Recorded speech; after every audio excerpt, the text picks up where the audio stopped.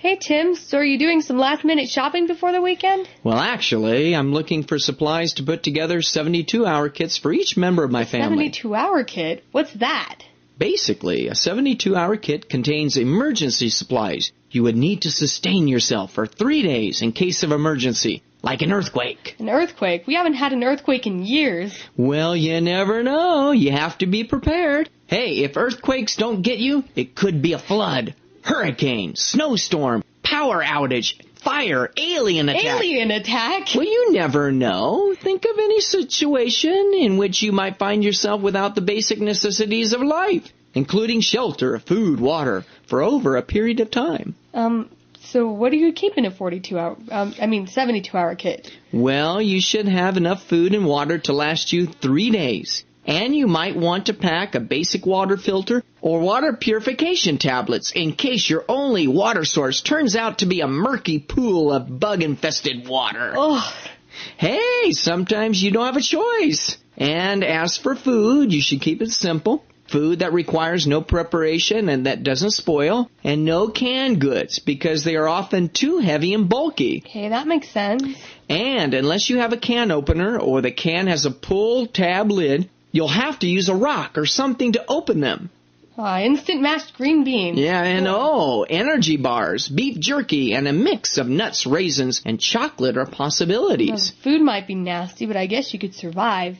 Barely. Well, the food doesn't have to taste bad. Just select things that are easy to prepare. And you might want to include some basic comfort foods, like a couple of candy bars. Then you have to decide on the type of shelter you might need. A hotel sounds nice. Yeah, but that's really not an option. The reality is that you might have to evacuate to a shelter, possibly with hundreds or thousands of other people. That doesn't sound very fun. Everyone packed together like sardines in a can, unsanitary conditions, disease. Now you're sounding paranoid. But if a shelter isn't available, you might be completely on your own. So I always pack an emergency sleeping bag or a small, lightweight tent in the event I have to survive on the street or in a park. Oh, wow. And among other things, you should pack a flashlight, portable radio, extra batteries, a small first aid kit, personal items like a toothbrush or toothpaste. Having a change of clothing is also important. What about money? I have a credit card.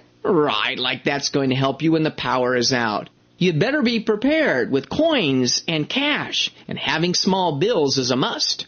So, what do you do to communicate with other family members in case you get separated? Oh, in that case, I always pack two-way radios to communicate with the group. You can never depend on cell phones. Okay. Plus, you should decide on a meeting point in case your family gets separated. Well, that sounds like a detailed plan, definitely. Oh, that's not all. You never know what weather conditions you might encounter, so packing a rain poncho, a jacket, and something to start a fire with could be very useful.